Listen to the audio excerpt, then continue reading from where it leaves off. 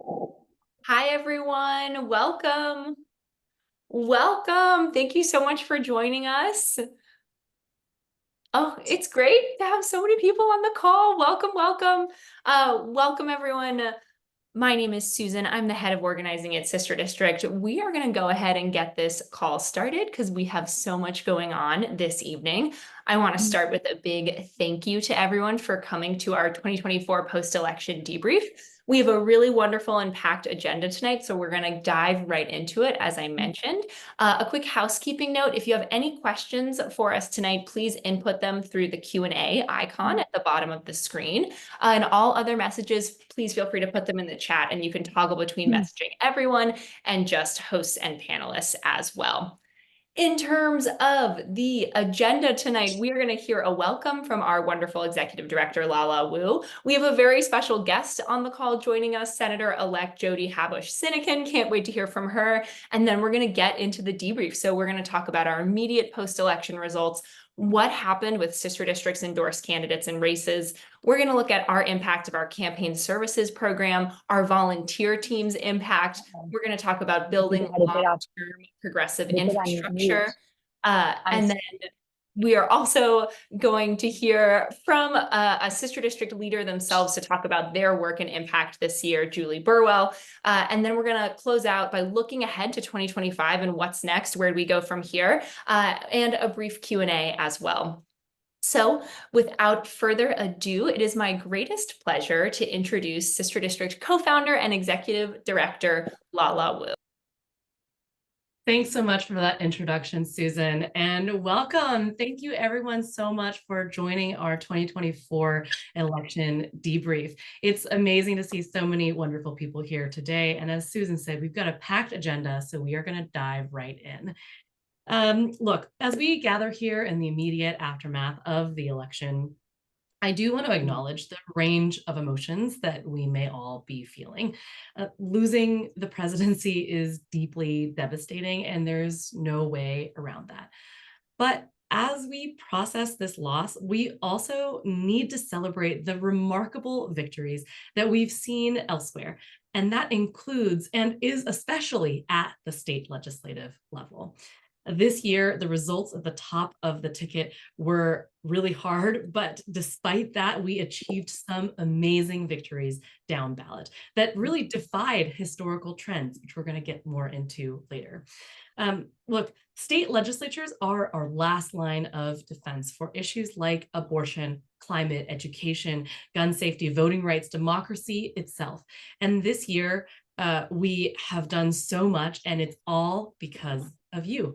It's because of your efforts, your organizing, your volunteering, your all of this that has helped us to hold the line in key states, that has helped us to flip states seats that broke Republican supermajorities and usher in historic firsts in state legislatures across the country. My team is really excited to dig into these results tonight, but first, it is my absolute pleasure to introduce someone whose story and work should inspire us all, and that is Jody Habush-Sinekin. Jody is no stranger to hard fights and narrow victories. This year, she flipped a critical seat in the Wisconsin State Senate, breaking the Republican supermajority and delivering a much-needed win in one of the toughest battleground states, not just in the state, but in the entire country. Her victory didn't just secure this district for Democrats, but it sets us up for a flip of the entire Wisconsin State Senate in 2026 when the rest of the chamber is up. Jody's a lawyer and an advocate with a long history of championing environmental and public health issues, and has spent her career standing up for communities that have too often been overlooked. Her dedication, strategic acumen, and deep commitment to public service are exactly the qualities that we need in state legislatures right now. Sister District was so excited to support her in her victory this year. And so without further ado, please join me in giving a very warm welcome to Senator-elect Jody Habush-Sinekin.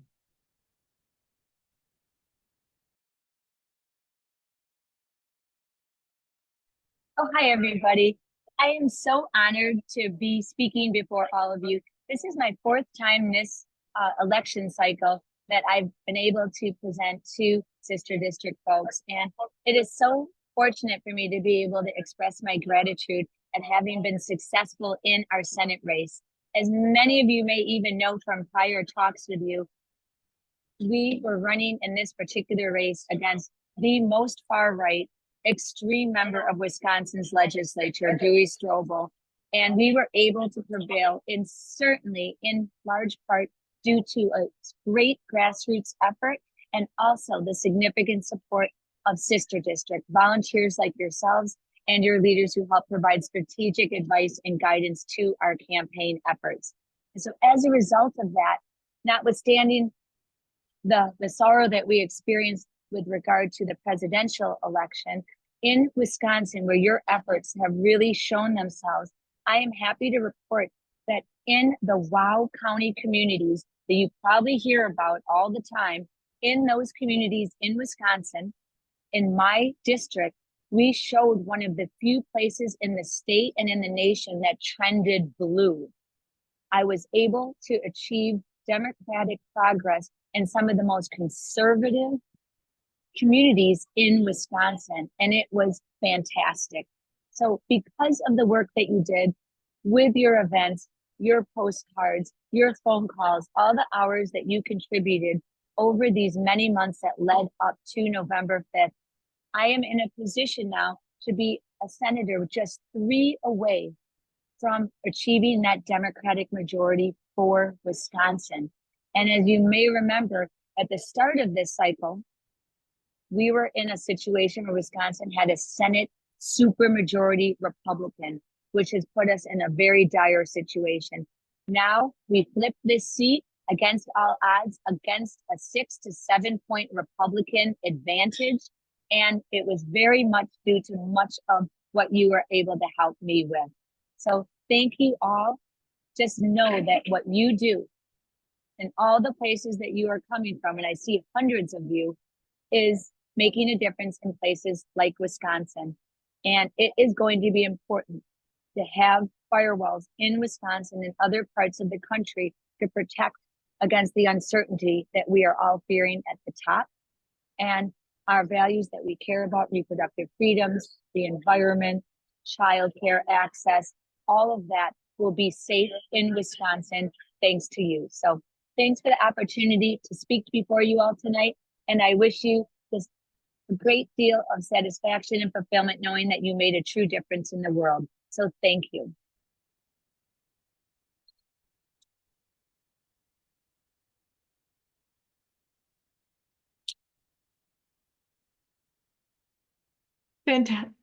Fantastic. Thank you so much.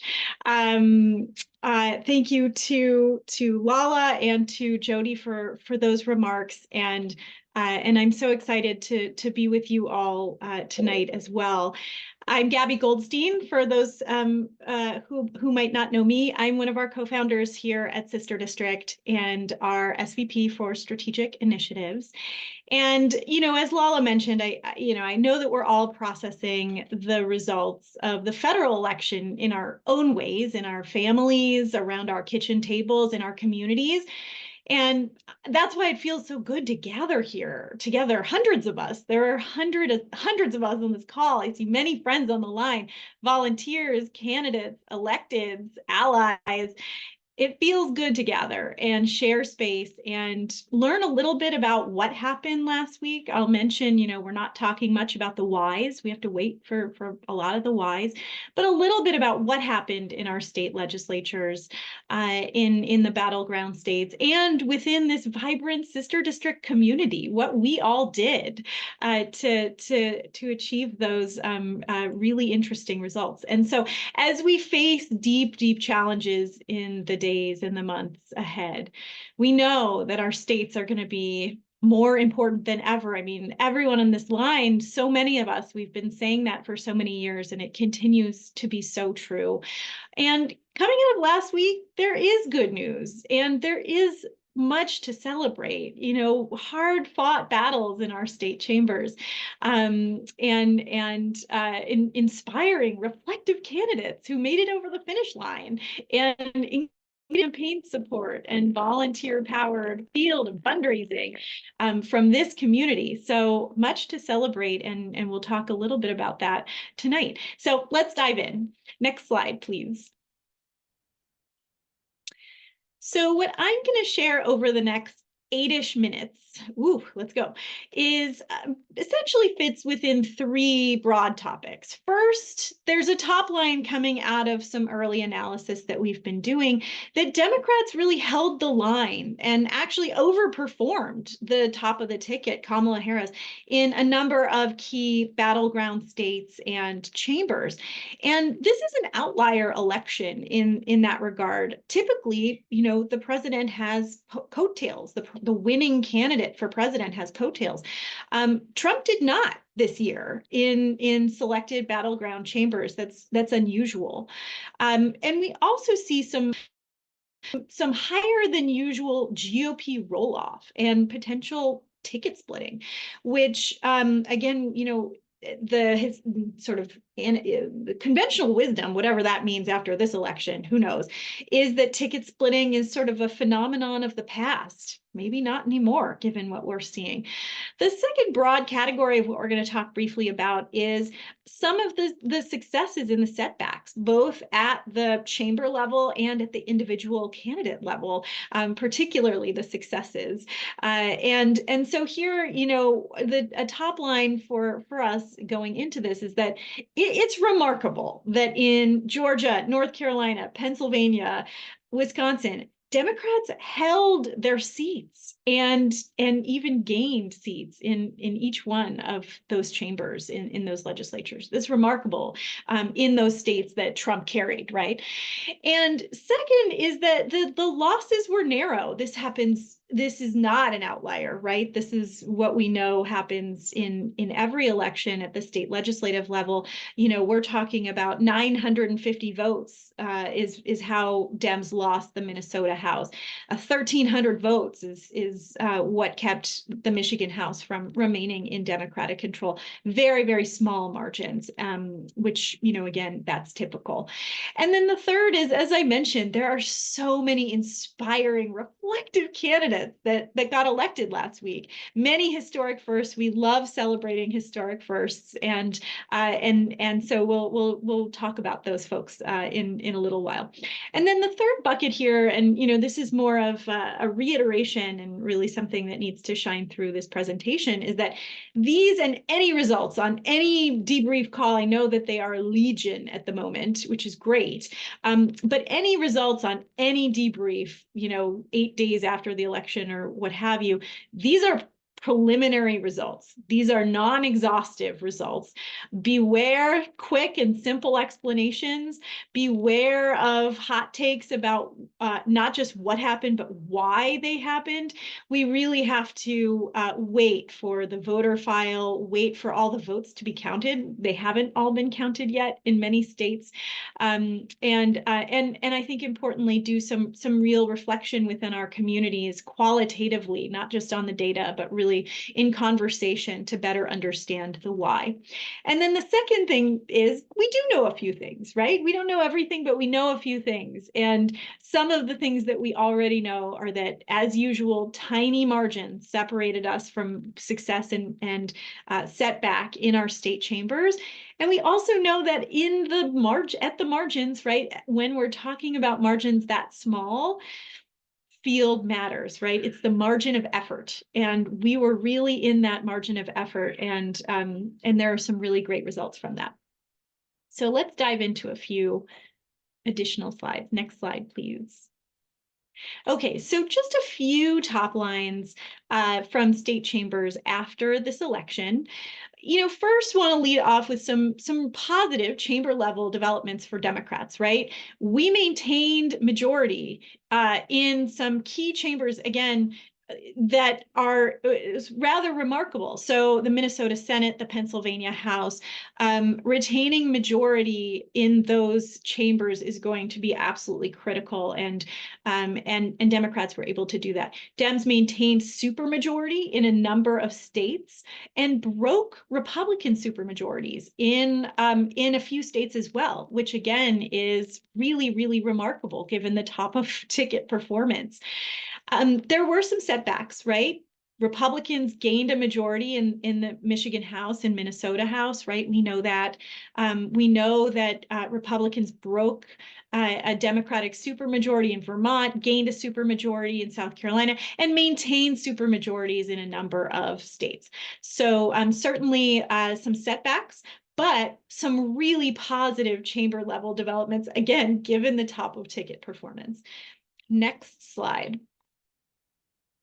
So let's talk a little bit about ballot roll-off. This is a treasured topic around here at Sister District. So we've been studying roll-off for quite a while, and the results of this year's election are really interesting in the preliminary analysis. Remember, again, this is all preliminary, and we're just focused on a few key battleground states where votes have been tallied. But for, as a recap, roll-off is a phenomenon where a voter does the hardest part. The hardest part is getting to the ballot box, right? And they do tick the top of the ticket, but then they skip voting for races lower on the ballot, like state legislature. And in our prior research, we demonstrated that while roll-off does affect both parties, it occurs much more frequently and severely for down ballot Dems than Republicans, right? We looked over 10 years in the battleground states and found that down ballot Dems in contested races experience roll-off 80% of the time versus just 40% of the time for Republicans. So a really, really stark partisan skew. The interesting thing is, in this year's early analysis, the results look a bit different. In a few key battleground state legislatures, we, for instance, see the largest Republican roll-off rates any of the last 3 presidential elections. That's pretty remarkable in Michigan, North Carolina, Pennsylvania, and the Georgia Senate. So large Republican roll-off, right? We usually talk about Democratic roll-off. This year, there's a really interesting story emerging about larger than typical Republican roll-off. And second, we see another interesting deviation from the norm, which is that in at least a few chambers, in North Carolina, Senate and House, down ballot Democrats actually got more aggregate votes than Kamala Harris statewide. That almost never happens for down ballot Dems. So really, really interesting results. Next slide. So here is a way to visualize that roll-off data from this year, or actually, I apologize, from the prior years. And what you can see here is the lucky roll-off of the past 3 cycles, right? And so that's the last column on the right. If you look on the column on the right, you'll see that those numbers, the 2024 GOP roll-off numbers, are actually the largest of any of those GOP roll-off columns from the prior years. So that's a really interesting result. We're seeing some really interesting results on the Republican side. Next slide.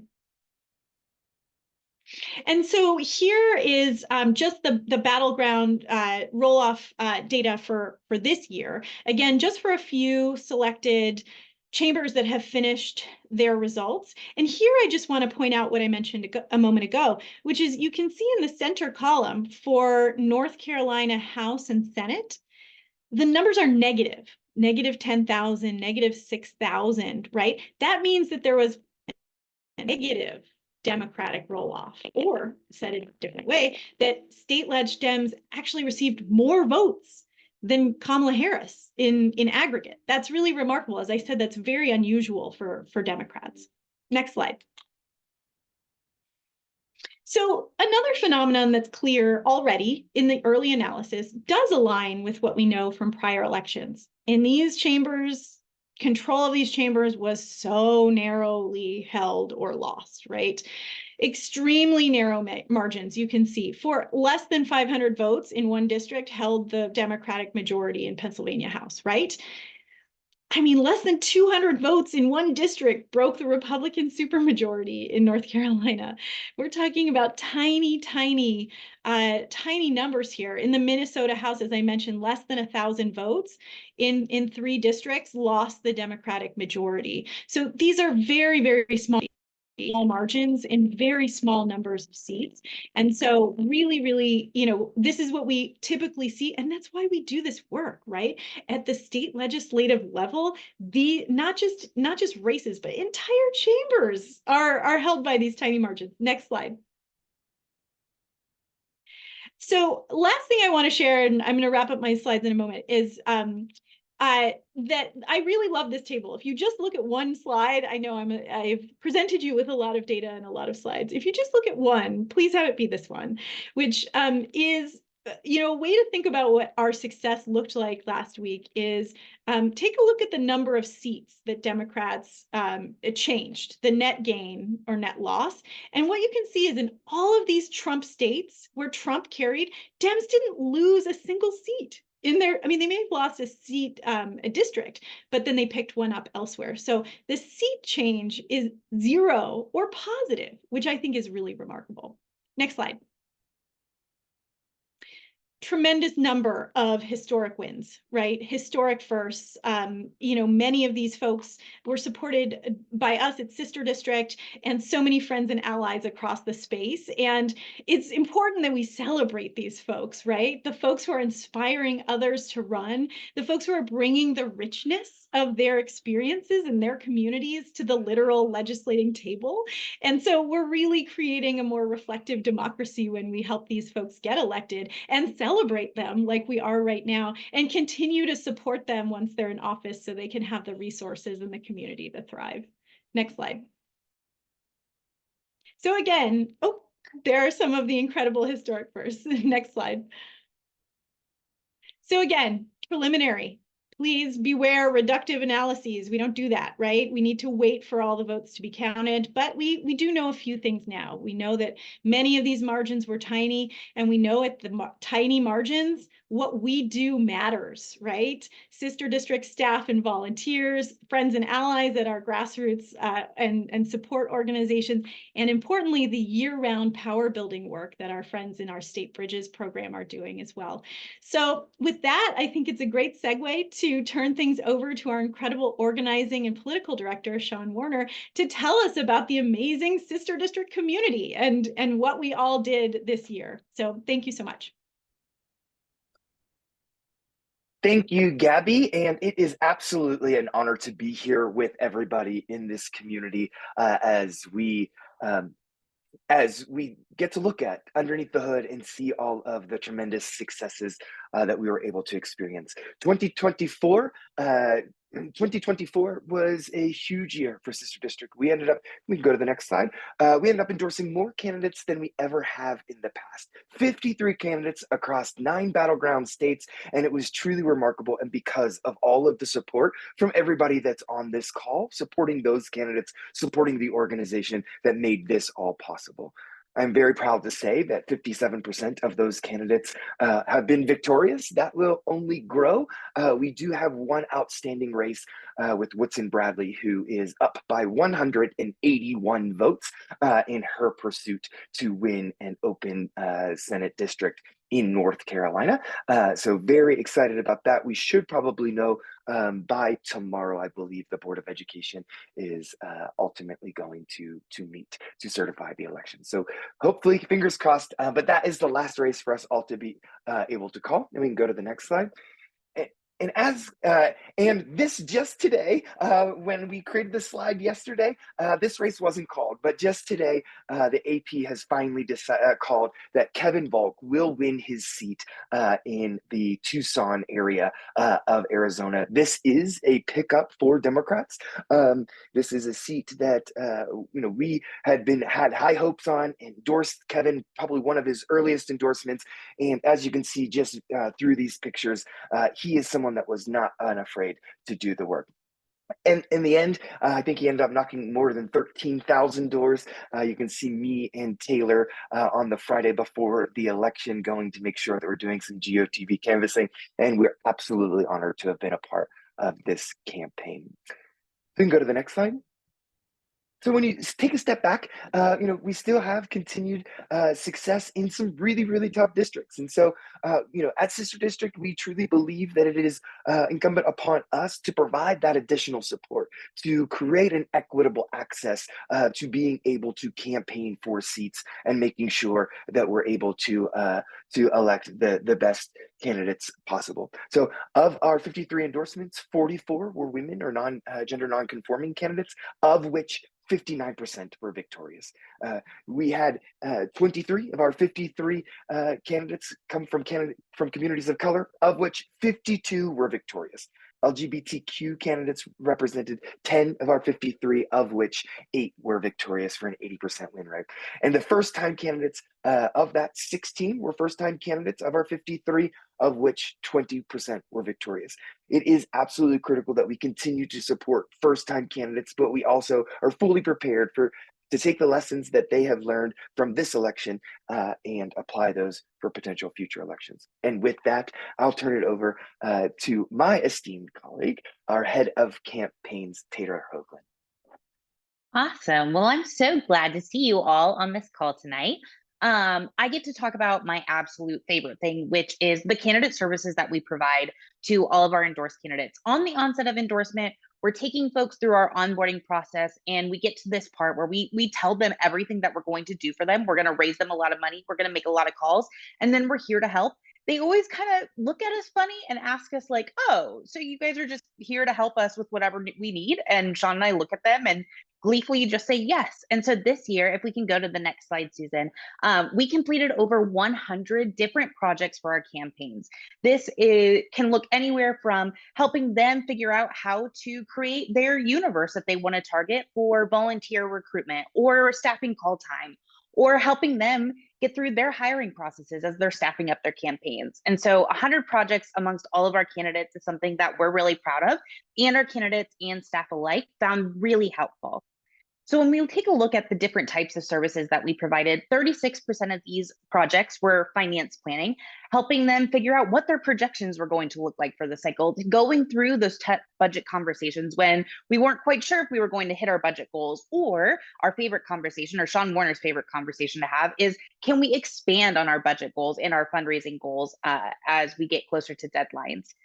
Field strategy, this is something that we also love to talk about, making sure that our campaigns have what they need to talk to the voters that they need to talk to win in their election. And then general consulting, helping folks navigate anything that may be thrown their way, going through those hiring processes with brand new campaign managers, helping them staff up. What do you need in a good field organizer? What does a job description look like for a field organizer? But in this bucket, we also have partner maintenance, helping connect our candidates with other partners in the ecosystem that can help them in their campaign. And then communications, helping them think through, what do our mail plans look like? What does our digital plans look like? What does a script look like for a video that we need to in response to something happening in the national news? And so all of these things are things that we do with our campaigns free of charge. We in-kind all of our services, and our campaigns just absolutely love it and appreciate it. And then just like field planning, so when we're talking to persuasion and then moving into GOTV, all of these campaign services also follow a different or a certain kind of sequence. And so if we can go to the next slide, what we see here is at the onset of endorsement, a lot of our services are around just helping the campaigns kind of get jump started, making sure that they have what they need, helping them staff up, going through resumes with them, helping them figure out, okay, does this person make sense for a finance director? Does this person seem like they would be a good field organizer fit?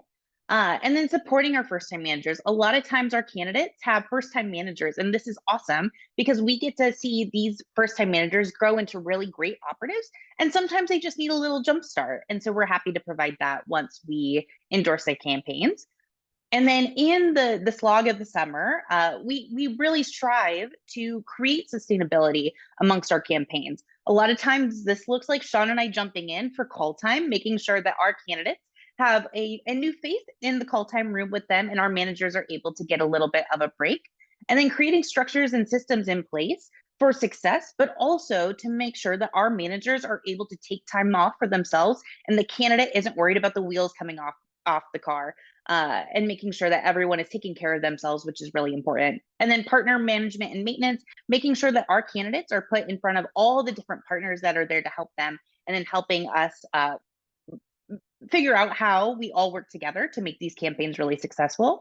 And then planning and executing for victory. As many of our phone bankers are on this call, we, towards the end of the cycle, decided that Scale to Win was going to be our best bet. Susan's going to share how many awesome dials we made, but making sure that our campaigns have what they need to be super successful as we enter to that GOTV period of the campaign. And then coordination, balance, and gap identification, making sure that with all the different programs that are going on and our campaigns are becoming apprised of where other groups are going to be, we can come in and say, okay, awesome. Here's a little group of people that aren't going to be touched by these other programs. This is where Sister District fits in, or this is what the campaign can do to make sure that our programs are as comprehensive as possible and we're not leaving any voter untouched.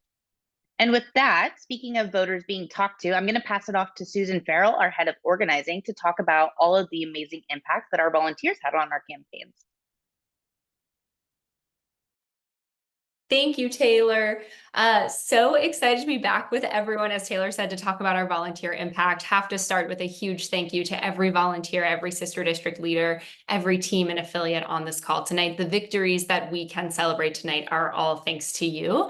And our 30 winning candidates could not have won without Sister District support, and that starts and ends with you on this call. So very excited to dig into our volunteer impact, and no better place than to start with the astounding fundraising work that our volunteer teams and affiliates did this year.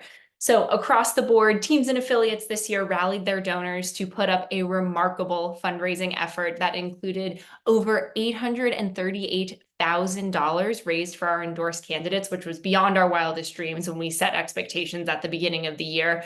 We also raised a record-breaking $123,000 for state bridges just from our Sister District teams and affiliates, and over $52,000 for Sister District HQ, which we are so grateful for that generosity, so that we can continue to provide a level of support that matches your incredible hard work.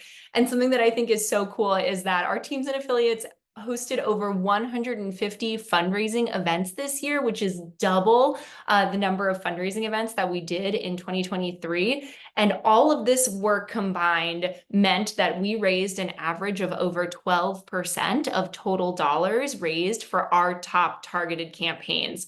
12%. Sister District makes a real impact thanks to you all. And what folks who are familiar with Sister District on this call know is that we just don't make an impact at any time. We like to make an impact early. We are all about early money.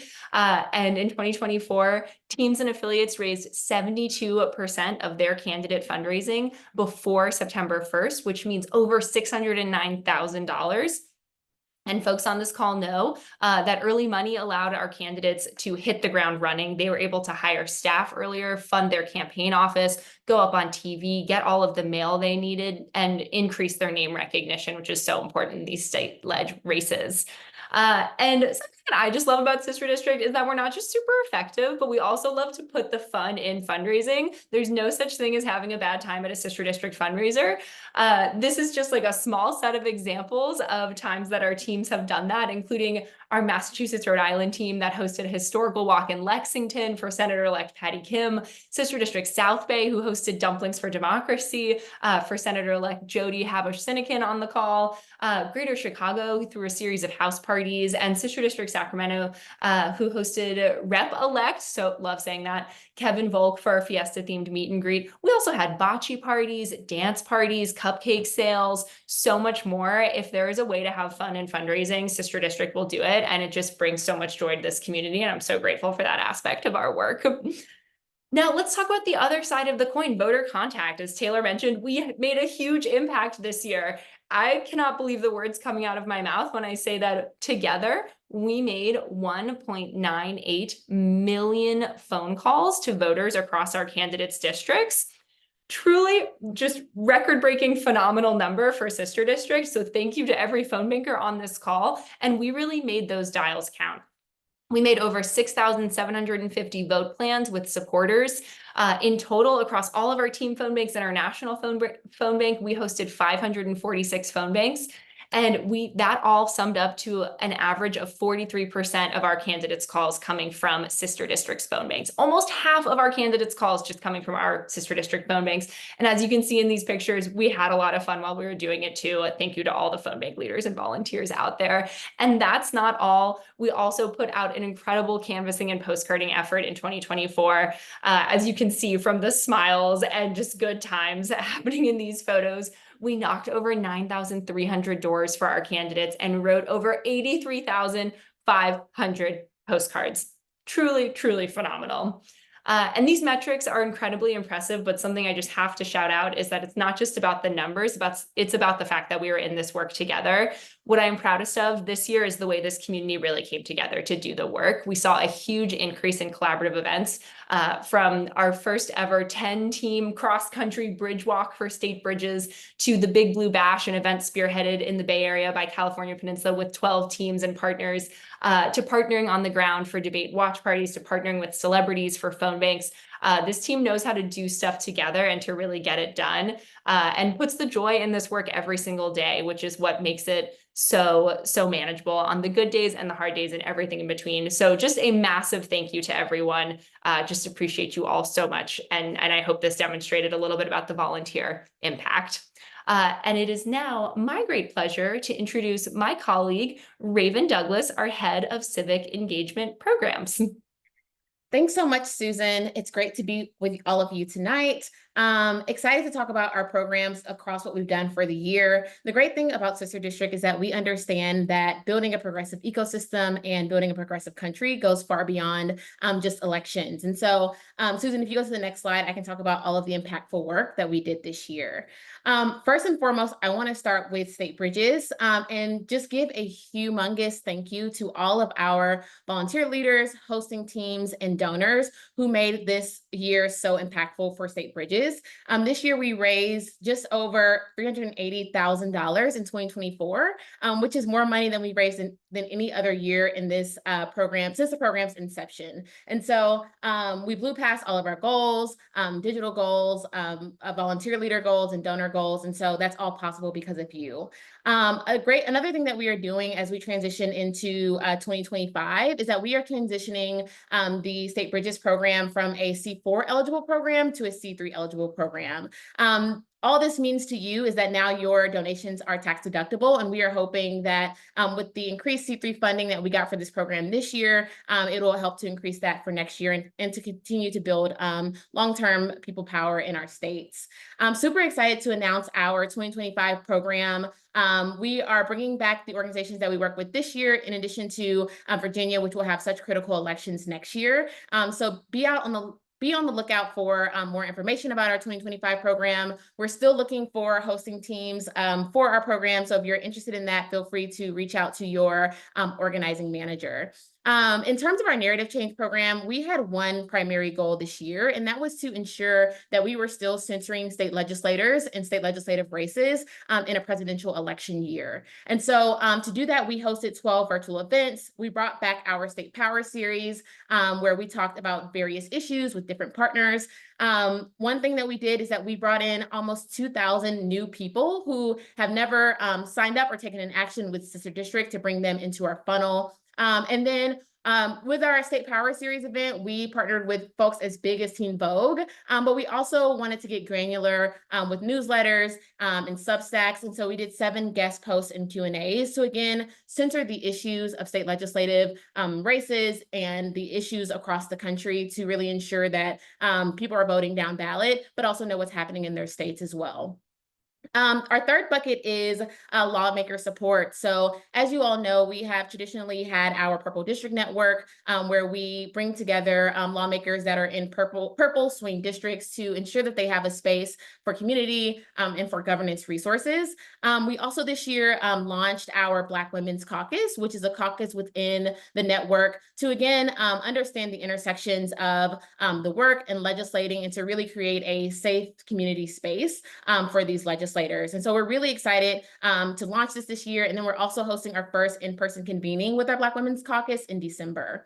And then last but not least, in a way to continue to service our larger network, we are hosting an event next week, which is a new lawmaker jamboree in partnership with State Innovation Exchange. And this event is specifically for non-incumbents and new legislators. So we will be bringing in a number of existing legislators to talk about everything from how to build an effective constituent services program to how to build your policy agenda, to really create, again, a space for folks to get to know each other across chambers, across countries, but then to also kind of understand and get a lay of the land before their first legislative session.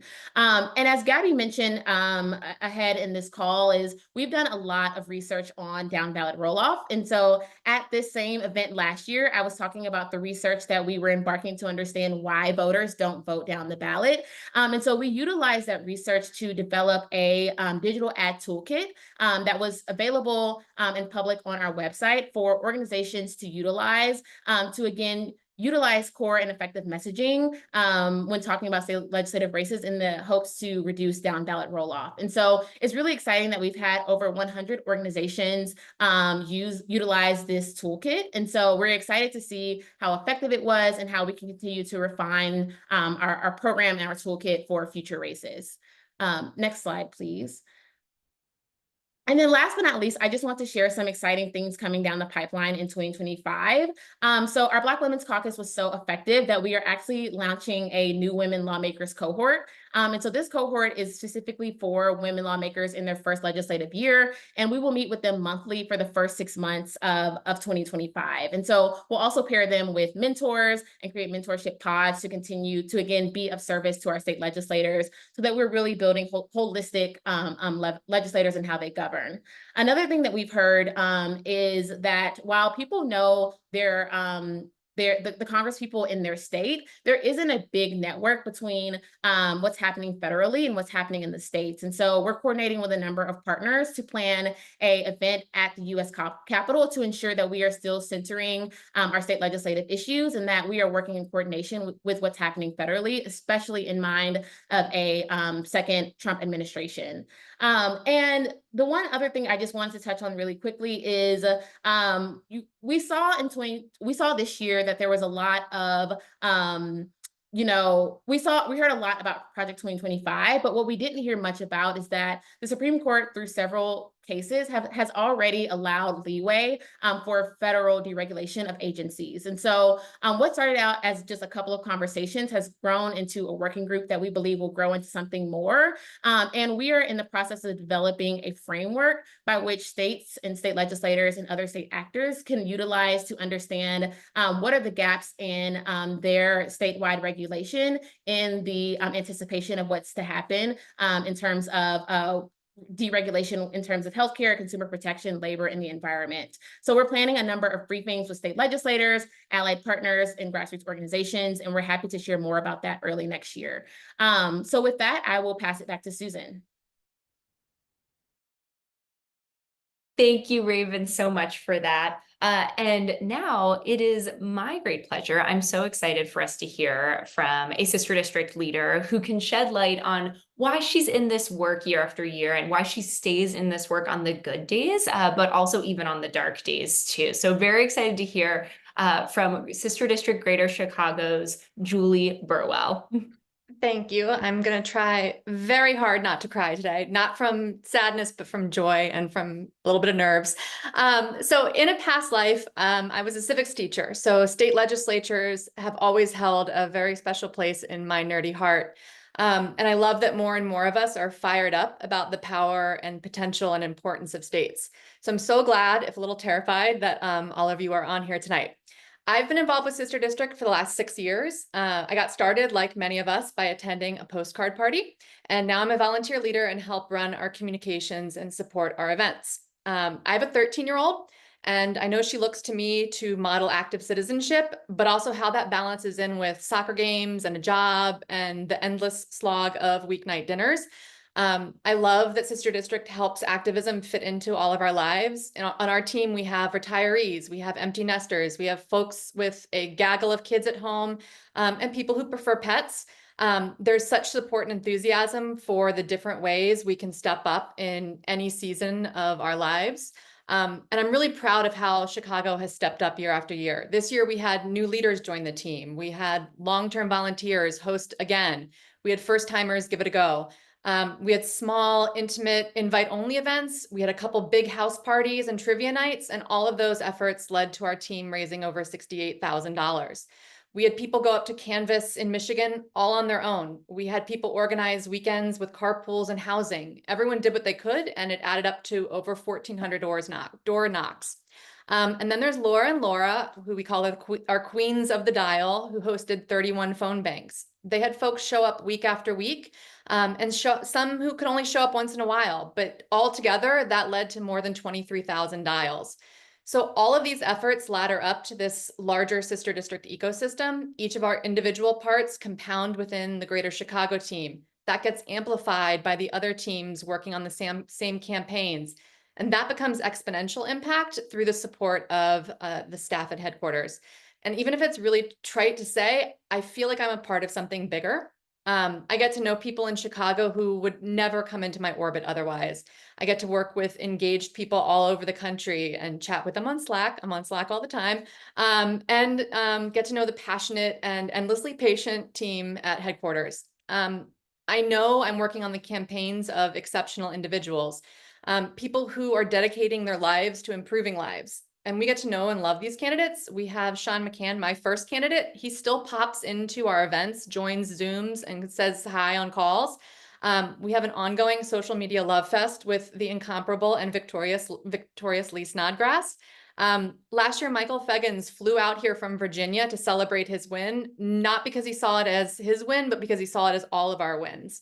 There is like so much cynicism in politics, and I understand it and I feel it, but we have, but not here. This is where real people are doing the real work. I also appreciate that the engagement we're all doing is proactive and sustained. I know so many of us felt that, oh God, now what? Dread the last 10 days. And I did too. But then I remember, like, we know what to do. We just keep doing what we've been doing because it works. We have important wins and gains in states. And even if they weren't my team's wins, they were all of our wins. North Carolina, Michigan, Pennsylvania. At the national level, those were heartbreaks and they were wins at the state level. So I've learned when I stay engaged, I don't have that same level of panic. Whatever the outcome of this year's races, just like the past 6 years, I'd still be looking forward to meeting our candidates next year. For months, we've been planning to be a co-host for a State Bridges event in March with organizations in Michigan and Wisconsin. So there's both comfort and there's success when we've got the consistency in our mission. I know I'm not as reactionary as I would be on my own, and that helps me feel calm and helps me feel inspired. So for those of you who are new to Sister District, and you're looking for a place to turn your fear and anxiety into hope and action, welcome, this is it. If you need like-minded community, it's here. If you have an hour a month to give or an hour a week, it's needed. Sign up to volunteer. Think about hosting an event. If there isn't a Sister District chapter near you, you can start one. Every chapter, every phone bank, every event starts with someone deciding to step up. And because our impact is collective, you don't have to do it on your own, and you don't have to feel like you're on your own because you're not. The good news is you're already part of a winning team. So thank you all for joining. I'm so glad to be doing this work with you. I was like, I'm not going to cry. I'm going to cry a little bit. So now I think we're heading back to Lala, and just thank you for all of your work and onward. Okay, Julie, you said you're not going to cry, but now I'm going to cry. So I thank you so much, Julie. And everything you said was so powerful and so meaningful to hear your personal journey, what Sister District has meant to you. And I think it's such a great reflection of what it means to so many of us. So I'm going to try not to cry too. I'm very, very grateful. I think that the past 10 days have been very hard in so many ways, but so much comfort can be taken by the fact that we are doing this work together, that we are in this together, and that, like we've been saying in the chat, we know what to do, and so we're going to go do it. This section of the conversation is about 2025 and beyond. Before I jump in there, I just want to give Another huge thank you to our amazing volunteers, our fundraising leads, our the grassroots donors, our phone banking leads, all of our phone bankers, our new phone bankers in particular. Thanks for giving it a try. And of course, to our partners and our donors as well. We could not do this work without you. This work is fueled by your generosity, your support, your time, talent, and treasure of this community. And I'm so grateful. So as we look ahead to 2025 and beyond, I want to focus on the incredible opportunities that are before us. Look, we know that the stakes could not be higher in a second Trump era. As we've been discussing, the state legislatures are going to be more important than ever.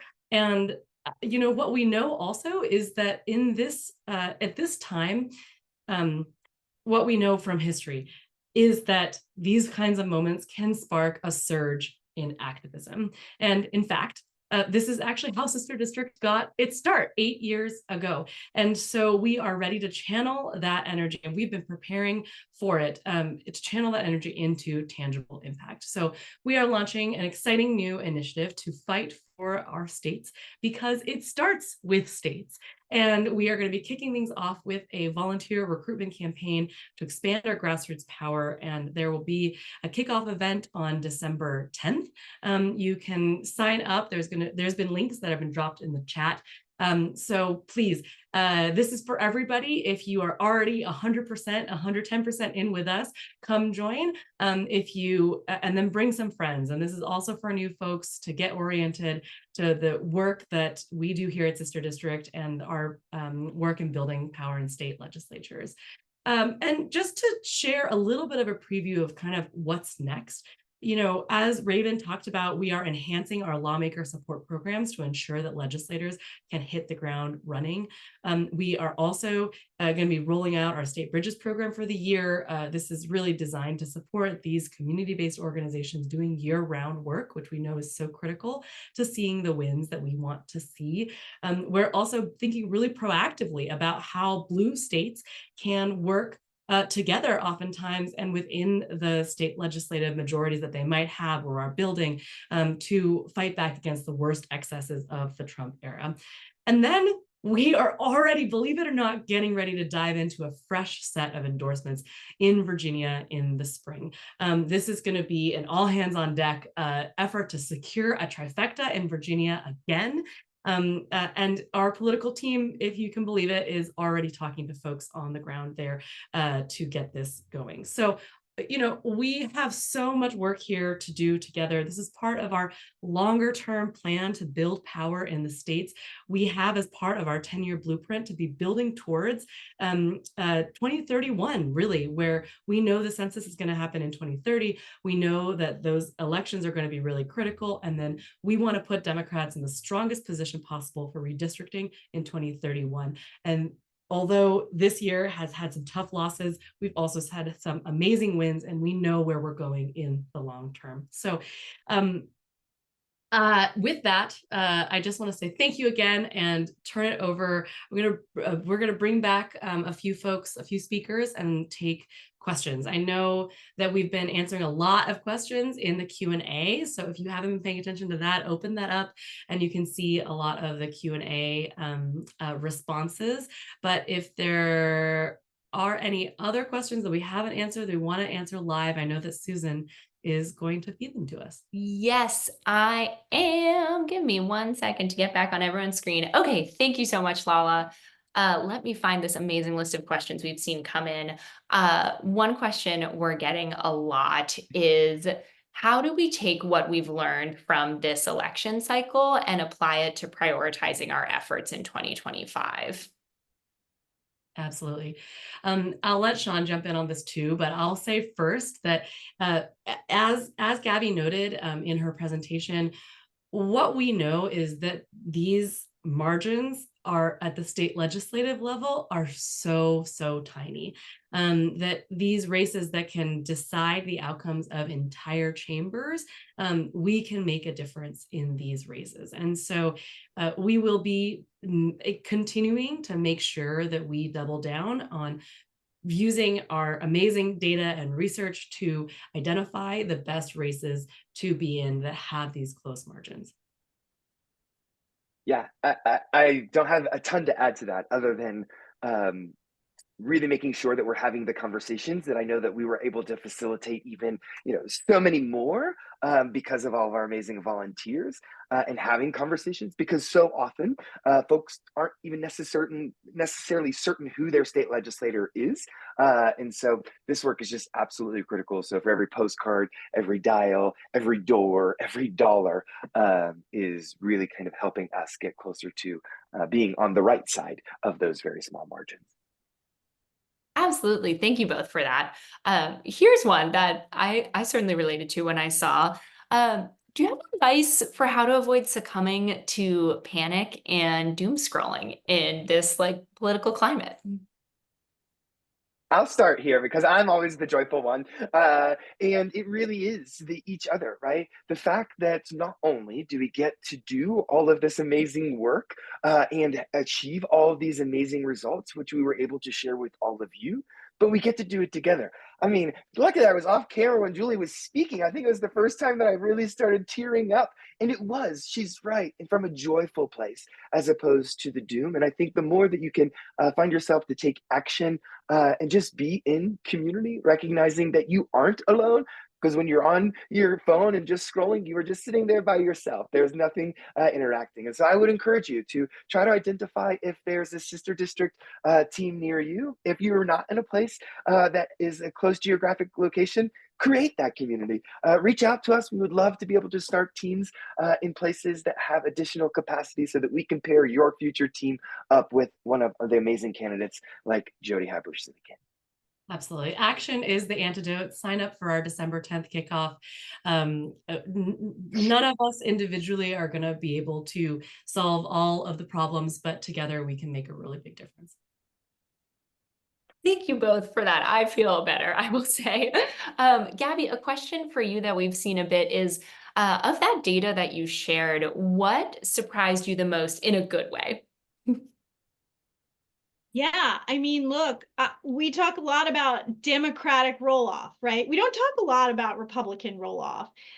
So really surprising and really interesting and really beneficial, I would say, for Democrats that Republicans really rolled off in large numbers, the largest numbers of the last 3 elections, presidential elections, at least in the battleground states where we've been able to analyze the data so far. And so, that is a really interesting result. Also really interesting, it almost never happens on our side that our state ledge candidates get more votes than the top of the ticket in aggregate. Very unusual. Happens fairly regularly on the Republican side, but pretty rare for us. And so to see that in North Carolina. But the thing I would say about North Carolina, and this is just a comment on gerrymandering, which is that, the story in Wisconsin is that fair maps this year allowed us to open up these opportunities to flip all of these seats, in a really hard year, right? But the story in North Carolina is the opposite, and it's important to remember. This year in North Carolina, state legislative Democrats got more than 50% of the vote in both the Senate and the House, more than 50% of the vote. And we came away with about 40% of the seats in both of those chambers. And that's because of gerrymandering. So that's, there's good news, there's bad news. And I think it's really important to remember that gerrymandering is still walking among us, especially in North Carolina.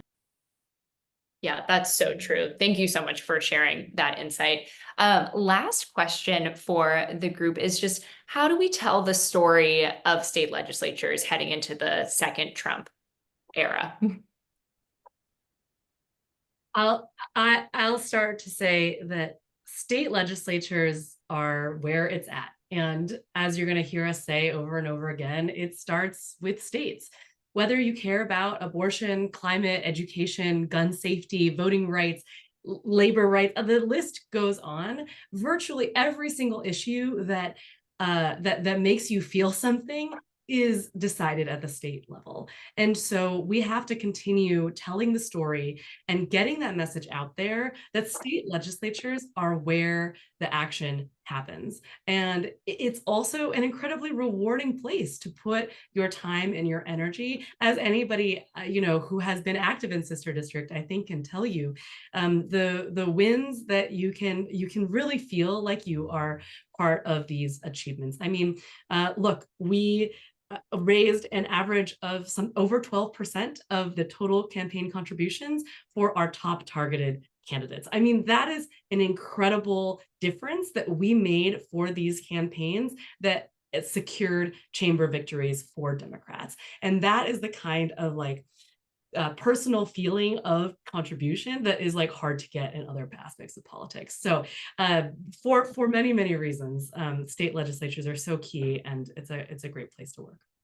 Can I say one additional thing about that, which is that I think it's really important for us as we talk about states and what states can do. And I saw a question in the chat, what if the feds just overrule, pass federal legislation, what even matters in the states? I think it's really important to remember that states, particularly progressive states, have a tremendous opportunity to work together in this moment and engage in cross-state action, both in terms of resistance to what we're going to see in terms of authoritarian incursions on our freedoms, and also on offense to set higher standards, to work together to achieve even more, free and fair elections and all the rest. And so I think in addition to thinking about states individually and the importance of states, it's really time for us to think about how states can collaborate with each other and be allies and accomplices in this moment of resistance and in the path forward. Thank you. And so I think that is an amazing place to close. We are at time. I just want to say thank you again so much to our volunteers, our donors, our partners, everyone who's on this call. Thank you for being part of the Sister District community, being part of these remarkable wins. We have a lot of work to do ahead. Really excited to do it with you. Please sign up for our December 10th kickoff, and we will see you again soon.